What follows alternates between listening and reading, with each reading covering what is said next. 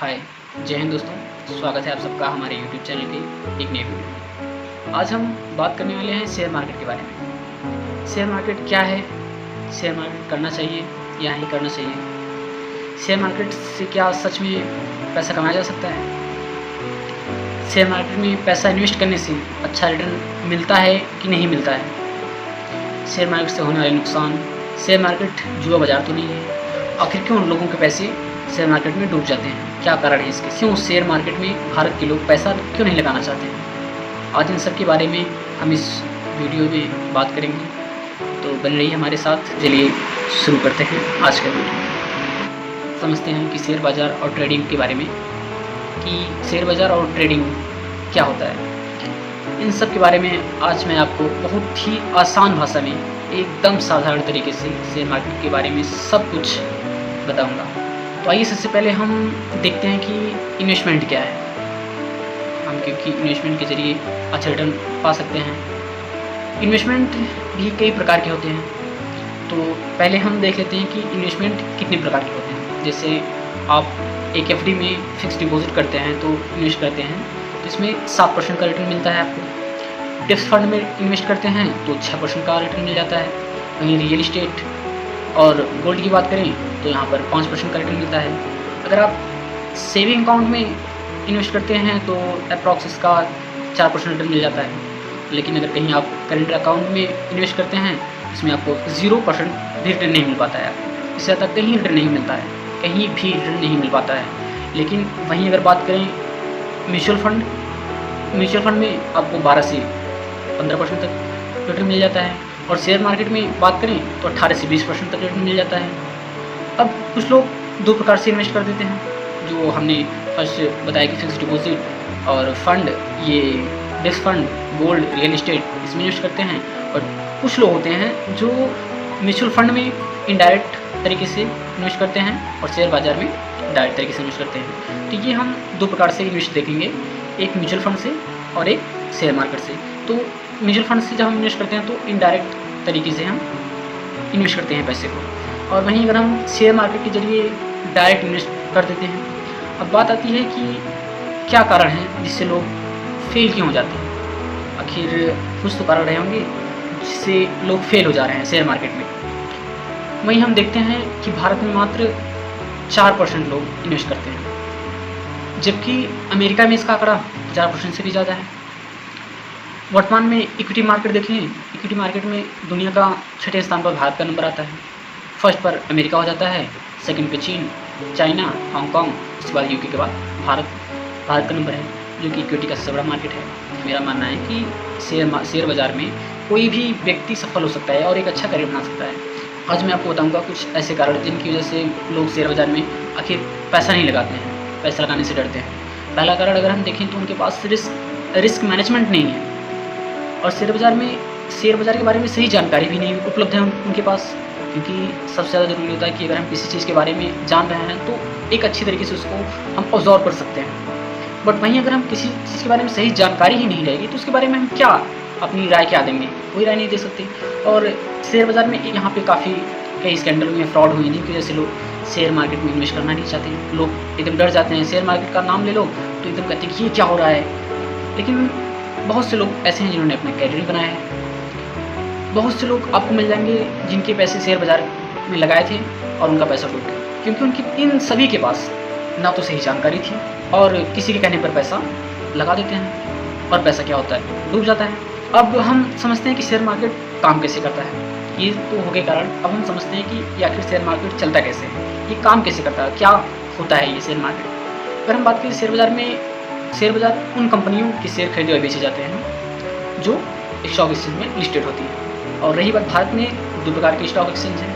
पहला BSE, जिसे हम बॉम्बे स्टॉक एक्सचेंज कहते हैं, दूसरा NSE, जिसे हम नेशनल स्टॉक एक्सचेंज कहते हैं। अगर आपको किसी भी एक्सचेंज से स्टॉक को खरीदना या बेचना है तो आपको एक ब्रोकर की ज़रूरत होती है। आप डायरेक्टली ऐसा नहीं कर सकते हैं, इसलिए आपको शेयर रखने के लिए और खरीदने तथा बेचने के लिए आपको एक डीमैट अकाउंट की आवश्यकता होती है। शेयर को खरीदने बेचने की प्रक्रिया को ही हम क्या कहते हैं, ट्रेडिंग कहते हैं। अब ट्रेडिंग देखा जाए तो दो तरीक़ों से होती है। फर्स्ट है डे ट्रेडिंग और दूसरा है डिलीवरी बेस्ड ट्रेडिंग।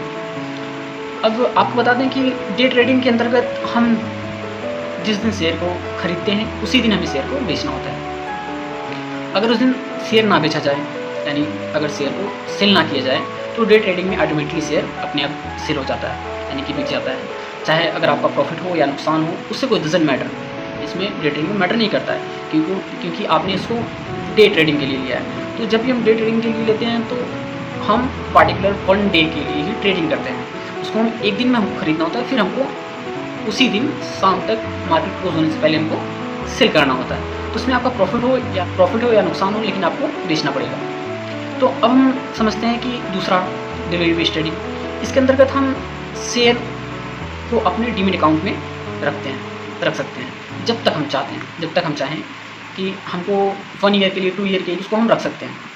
और जब शेयर का भाव बढ़ जाता है तभी हम उसे बेचते हैं। तो एक तरीके से देखा जाए तो ये डिलीवरी बेस्ड ट्रेडिंग सबसे बेस्ट ऑप्शन है। बिगिनर के लिए सबसे बेस्ट ऑप्शन है डिलीवरी बेस्ड ट्रेडिंग, क्योंकि इसमें रिस्क कैपिटल बहुत ही कम होता है। तो इसकी वजह से हम डिलीवरी बेस्ड ट्रेडिंग को ज़्यादा प्रेफर करते हैं। अब हम देखेंगे कि शेयर मार्केट काम कैसे करता है, किस बेस पर, जैसा कि इसके नाम से स्पष्ट हो जाता है कि ये किस बेस पर काम करता है। जैसे कि शेयर की खरीद बिक्री यहाँ की जाती है, इसी को हम अन्य मार्केट में जैसे हम मान लेते हैं कि जैसे शेयर की खरीद और बिक्री की जाती है, उसी प्रकार से जब हम किसी अन्य मार्केट में जाते हैं, इसको समझने के लिए शेयर मार्केट काम कैसे करता है, इसको हम एक उदाहरण देते हैं कि जैसे आप इसी स्पष्ट नाम से स्पष्ट होता है कि जहाँ पर शेयर की खरीद बिक्री की जाती है, जहाँ पर शेयर की खरीद बिक्री की जाती है उसे शेयर मार्केट कहते हैं। लेकिन वहीं अगर हम उदाहरण लें कि इस खरीद बिक्री की कैसे जाती है, तो जब हम अन्य किसी मार्केट में जाते हैं, कोई भी वस्तु लेने के लिए, कोई पार्टिकुलर मार्केट ले लीजिए आप, लेने जाते हैं तो उसे खरीदने के लिए मोल भाव करते हैं। जैसे मान लेते हैं कि हम एक कपड़े के मार्केट में गए हैं और टी शर्ट खरीदनी है वो, तो दुकानदार से हमने पूछा कि ये टी शर्ट आप कितने की दे रहे हैं भैया? तो उसने कहा कि ये 200 रुपये का है। तो मैंने कहा कि नहीं, मैं आपको इसके लिए 150 रुपये दूँगा, इससे ऊपर मैं नहीं दे सकता आपको। तो वो बहुत सोच समझ के बोला कि देखिए भैया, ना आपकी ना मेरी, 180 रुपीज़ दे दीजिए और लेके जाइए आप। अब आप देखेंगे कि यहाँ पर जो मोल भाव हो रहा होता है, इसे हम शेयर मार्केट की भाषा में नेगोशिएशन कहते हैं। यहाँ पर डिमांड और सप्लाई चलती है। शेयर मार्केट में डिमांड और सप्लाई चलती है। ये शेयर मार्केट में इनफैक्ट हर मार्केट में डिमांड और सप्लाई चलती है। अगर किसी भी पार्टिकुलर वस्तु का अगर डिमांड ज़्यादा है तो ऑटोमेटिक उसका रेट बढ़ जाता है, क्योंकि सप्लाई नहीं आ रही होती है। लेकिन जब कोई ऐसी वस्तु जिसकी डिमांड तो नहीं है बट सप्लाई ज़्यादा होती है, तो उसका रेट क्या होता है, आराम से डाउन हो जाता है। सेम ऐसे ही शेयर मार्केट काम करता है। जब आप शेयर मार्केट में ट्रेडिंग करते हैं तो इसका अनुभव आपको हो जाएगा। जब आप करेंगे शेयर मार्केट में तो इसका अनुभव आपको हो जाएगा। तो अब हम देखते हैं कि अब यहाँ लोग गलती क्या करते हैं। जब भी कोई शेयर खरीदना होता है तो लोगों से पूछते हैं, सलाह लेने लगते हैं कि कौन सा शेयर लूँ, कौन सा शेयर खरीदूँ, किस में पैसा लगाऊँ, कौन सा शेयर इस टाइम अच्छा चल रहा है। टीवी पर ऐड देखते हैं कि हाँ इस शेयर की बात हो रही है तो ये शेयर ले लें, इससे अच्छा प्रॉफिट हो सकता है। और मन बना लेते हैं कि नहीं, हमको यही वाला खरीदना है। किसी एडवाइजर से पूछने लगते हैं, न्यूज़पेपर देखते हैं कि उसका किसी शेयर का आर्टिकल तो नहीं छपा है, उसके बारे में अगर छपा है तो उसको राय बनाते हैं कि नहीं हमको लेना है। दोस्तों से पूछने लगते हैं, यार तू बता दे किसमें पैसा लगाऊँ, तू जिसमें बोल देगा उसमें पैसा लगा दूँ, अच्छा प्रॉफिट आ जाए, कोई ऐसा शेयर बता दे। तो ऐसा करने पर अक्सर क्या होता है कि उनका पैसा डूब ही जाता है और लोग कहेंगे कि शेयर मार्केट अच्छा नहीं है, मैंने लगाया और मेरा डूब गया, इसलिए आप भी मत करो। इस तरह से अगर मार्केट में जब भी आप पैसा लगाएंगे तो क्या होगा, पैसा डूब जाएगा।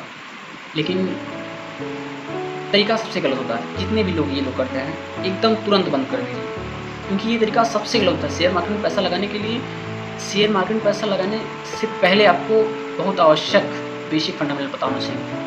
जब भी आप शेयर में पैसा लगा रहे हो तो उसके कम से कम ज़्यादा नहीं जाने कम बेसिक फंडामेंटल तो आपको पता होना चाहिए, उसके बाद ही आप पैसा लगाएं। देखिए डे ट्रेडिंग में बहुत बड़ा रोल करता है टेक्निकल एनालिसिस। अगर आपको टेक्निकल एनालिसिस नहीं आती है तो आप डे ट्रेडिंग को तो भूल ही जाइए, क्योंकि बिना टेक्निकल एनालिसिस के डे ट्रेडिंग पॉसिबल नहीं है किसी भी कीमत। अगर आप पैसा लगाएंगे तो आपका डूबना तय है, जो कि बहुत इंपॉर्टेंट होता है। और वहीं डिलीवरी बेस्ड ट्रेडिंग में कुछ फंडामेंटल एनालिसिस हैं, इसमें बहुत ज़्यादा कुछ नहीं करना होता है। तो बेसिक्स फंडामेंटल कंपनी की कैसा वर्क करे, ये फंडामेंटल बहुत छोटा छोटा देखना पड़ता है, कीवर्ड्स पकड़ने होते हैं। अगर आपको कीवर्ड्स आ गए तो आप एक अच्छे इन्वेस्टर हो सकते हैं, आप एक अच्छा अर्न कर सकते हैं। लेकिन आपको पेशेंस रखना होगा, क्योंकि शेयर मार्केट क्या मांगता है, पेशेंस मांगते हैं। वो 2-4 साल में करके आपको पैसा देता है वो आपकी, क्योंकि आप जो इन्वेस्ट कर रहे हैं वो आपके टाइम को भी मांगता है, क्योंकि अगर आपके पास पेशेंस नहीं है, लोग क्या ना कि आज समय में लोग सोचते हैं तुरंत ऑन द स्पॉट हो जाए। कोई चीज़ें ऑन द स्पॉट नहीं होती हैं,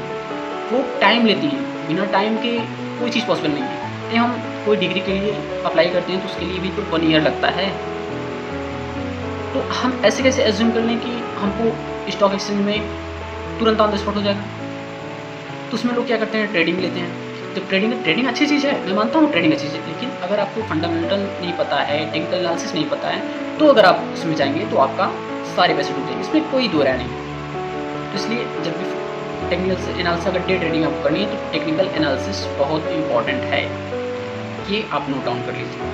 लेकिन अगर आप कहीं पार्टिकुलर कंपनी का शेयर खरीदते हैं तो उसमें बहुत सारी चीज़ें टेक्निकल एनालिसिस वगैरह की आवश्यकता नहीं होती। बस इसमें क्या होता है कि फंडामेंटल आपको पता होना चाहिए। आप जिस कंपनी में पैसा लगा रहे हैं वह कंपनी कौन सी है, कैसी है, क्या बनाती है, कौन सा प्रोडक्ट बनाती है, उसका रेशियो कितना, पी रेशियो कितना है और पीवी रेशियो कितना है, वो कितनी कैपिटल, मार्केट कैपिटल उसका कितना है, मार्केट में उसकी सप्लाई है कि नहीं है, डिमांड कितनी है, मार्केट डिमांड कितना कर रहा है, उस हिसाब से आप उसमें पैसा लगाएंगे।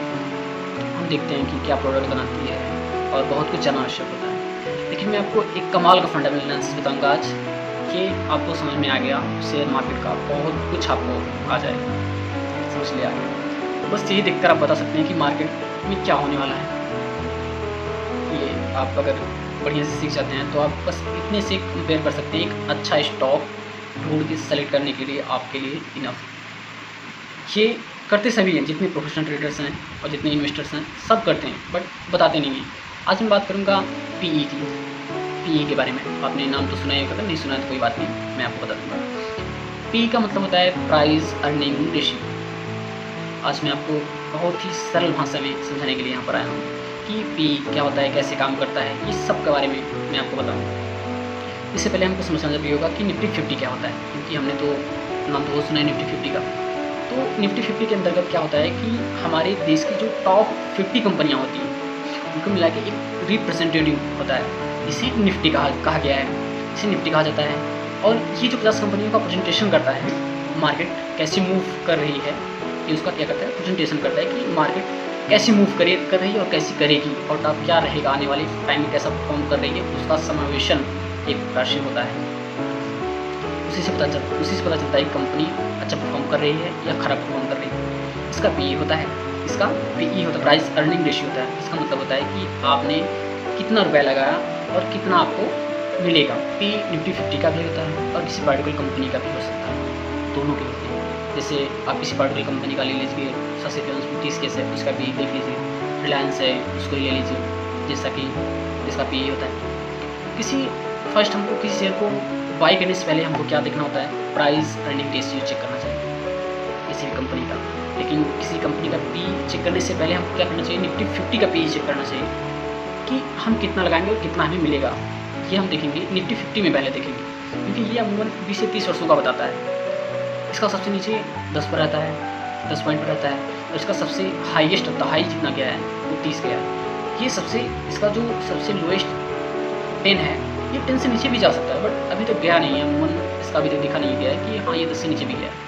अगर माना जाता है, ऐसा माना गया है कि अगर 10 के आसपास है पी, यानी कि 11, 12, 13, 14, 15 के करीब है, तो ये पैसा बनाने सबसे बेस्ट टाइम होता है। पी कम होने का मतलब है कि आपको कम पैसों में ज़्यादा रिटर्न मिलने वाला है, क्योंकि आप किसी चीज़ को बाई कर रहे हैं कम पैसों में, लेकिन उसका पी यदि कम है तो आपने कम पैसे में उसको बाई किया, बट आप जब उसको सेल करेंगे तो आपका पी क्या होगा, हाई होगा। तो आपको क्या हो रहा है, आप कम पैसों में ज़्यादा प्रॉफिट होने वाला है उस टाइम में, क्योंकि अभी पी कम चल रहा है। तो जितना हो सके आप खरीद लो उस टाइम, जितना आप हो सके बाई कर लो। और वही जब पी 30 के आसपास रहता है तो उस टाइम क्या करना है, उस टाइम पैसा नहीं लगाना है हमको, उस टाइम पैसा नहीं लगाना है हमको। यानी कि अगर आप पैसा लगाए हैं तो निकाल लीजिए। अगर आप 30 के आसपास पी है तो अगर आप पैसा लगाए हैं तो आप उसको निकाल लीजिए। अगर आपका मन फिर भी बन ही गया नहीं, हमको लगाना ही है, तो एक छोटा अमाउंट इन्वेस्ट कीजिए, ताकि अगर आपको लॉस हो तो ज़्यादा का लॉस ना हो। थोड़ा फार्मूला से भी समझ लेते हैं कि प्राइस अर्निंग रेशियो को हम मान लेते हैं कि पी 10 चल रहा है, तो आपको 1 रुपये कमाने के लिए 10 रुपये लगाना होगा। अगर वहीं पी 30 चल रहा है तो आपको 1 रुपये कमाने के लिए 30 रुपये लगाना पड़ रहा है। तो आप ही बताइए कौन सा पी आपके लिए अच्छा होगा, जो 10 रुपये लगा रहे हैं ₹1 कमाने के लिए, 30 रुपये लगा रहे हैं ₹1 कमाने के लिए। और उसकी 10 जब पी 10 होगा तो ज़्यादा होगा, अच्छा होगा, क्योंकि हमको ₹10 लगाने पड़ रहे हैं ₹1 कमाने के लिए, तो अच्छा रिटर्न मिल सकता है हमको। इससे क्या होता है कि अगर हम ₹10 लगा रहे हैं ₹1 कमाने के लिए, तो हम देखते हैं कि हमारा अप्रॉक्स 10% का कमाई हो जाती है। वहीं अगर हम ₹1 कमाने के लिए ₹30 लगा रहे हैं तो आपका प्रॉफिट 3.33% होगा। अब हम बात करते हैं कि जब मार्केट में बहुत ज़्यादा तेज़ी आई थी और बहुत ज़्यादा मंदी आई थी, उसका हम देख सकते हैं पी तब कितना था। अब 1999 को देख लेते हैं कि 1999 को आप देखेंगे कि उस टाइम पी 12 पे चल रहा था और एनुअल 105% का रिटर्न दिया था निफ्टी ने। और वहीं 2003 का देखें तो पी उसमें 11 चल रहा था, उसने एनुअल 116% का रिटर्न दिया। ऐसे ही अगर हम जब घोर मंदी आने वाली थी, सिम्टम्स बता रहे थे, क्योंकि पी उस टाइम 28 चल रहा था फरवरी 2000 में, उसमें -53% का रिटर्न आया था। और वहीं हम जनवरी 2008 की बात करें तो बस उस टाइम आने ही वाला था, मंदी आई नहीं थी बट आने वाली थी मंदी, और उस टाइम भी पी 28 चल रहा था, उसमें लोग पैसा लगाया जा रहे थे। लेकिन क्या हुआ, लास्ट में -64% का प्रॉफिट हुआ, ज़्यादा नहीं हुआ। तो ये सब बातें बहुत मायने रखती हैं कि पी कितना चल रहा है वर्तमान में, और अगर पी कम है तो आप पैसा लगाइए, अगर पी ज़्यादा है, 30 से एबव है, तो आप पैसा प्लीज़ मत लगाइए। तो ये था किसी शेयर को बाई करने के लिए एक छोटा सा फार्मूला। अगर आप ये चेक करना चाहते हैं कि इसका पी पहले कितना था और अब कितना चल रहा है, तो आप NSE की वेबसाइट पर जाके देख सकते हैं, आप खुद ही देख सकते हैं कि उस टाइम पी कितना चल रहा था। तो ये रहे कुछ शेयर मार्केट के बारे में जानकारी, जिससे आप पता लगा सकते हैं आपको किस शेयर में इन्वेस्ट करना चाहिए और किस कंपनी में करना चाहिए, किस कंपनी में नहीं करना चाहिए। तो ये थे कुछ बेसिक फार्मूला। अगर आपको वीडियो अच्छा लगा हो तो वीडियो को लाइक कीजिए और चैनल को सब्सक्राइब कीजिए अगर नए हैं तो। मिलते हैं किसी नए टॉपिक के साथ नए वीडियो में, तब तक के लिए।